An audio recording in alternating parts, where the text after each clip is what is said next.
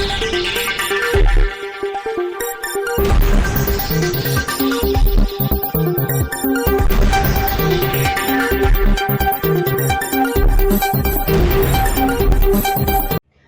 વડોદરા જિલ્લા કેળવણી મંડળ દ્વારા કોલેજ કેમ્પસ ખાતે બરોડા ક્રિકેટ એસોસિએશન સિલેક્શન રાખવામાં આવ્યું.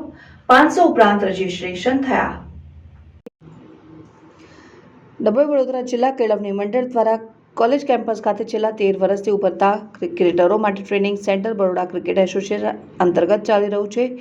દર વર્ષે જિલ્લામાંથી ઉભરતા ક્રિકેટરો યુવકોનું ઉંમર પ્રમાણે સિલેક્શન કરવામાં આવે છે, ત્યારે સેન્ટર ખાતે સિલેક્શન રાખવામાં આવ્યું, જેમાં 500 ઉપરાંત રજીસ્ટ્રેશન થયા.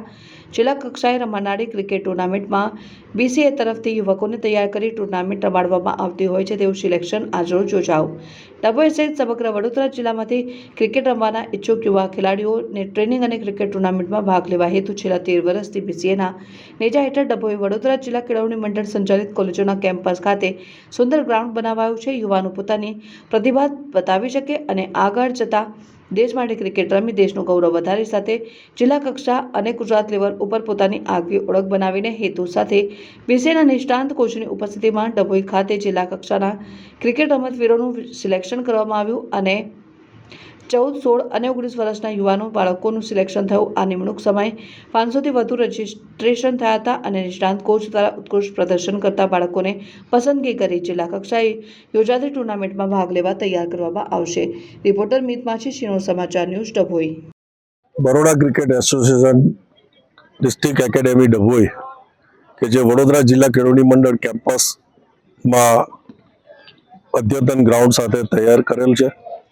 આ એકેડેમી છેલ્લા 13 વર્ષથી અહીંયા ચાલી રહી છે અને આ ડિસ્ટ્રિક્ટના ઉભરતા સિતારાઓ એવા અંડર 14, અંડર 16, અંડર 19, અંડર 23 આ રીતે દરેક કેટેગરીની અંદર ખૂબ સારો પ્રભાવ મળી રહ્યો છે. આજ રોજ એકેડેમી દ્વારા અંડર 14, અંડર 16, અંડર 19નું સિલેક્શન રાખવામાં આવ્યું છે. ડિસ્ટ્રિક્ટમાંથી લગભગ 500થી ઉપરનું રજીસ્ટ્રેશન થયેલ છે. ખૂબ ઉત્સાહ છે. હજુ કાલથી જ IPL ચાલુ થઈ છે, તો પણ જે આજે છોકરાઓમાં કે જે ખેલાડીઓમાં ઉત્સાહ છે અને વાલીઓમાં પણ એટલો જ અનેરો ઉત્સાહ છે અને આ ઉત્સાહને ધ્યાન આપીને આજરોજ અહીંયા આ એકેડેમી ઉપર આ ખેલાડીઓનું આજે સિલેક્શન થઈ રહ્યું છે. ખૂબ નિષ્પક્ષપણે અહીંયા આ સિલેક્શન થતું હોય છે.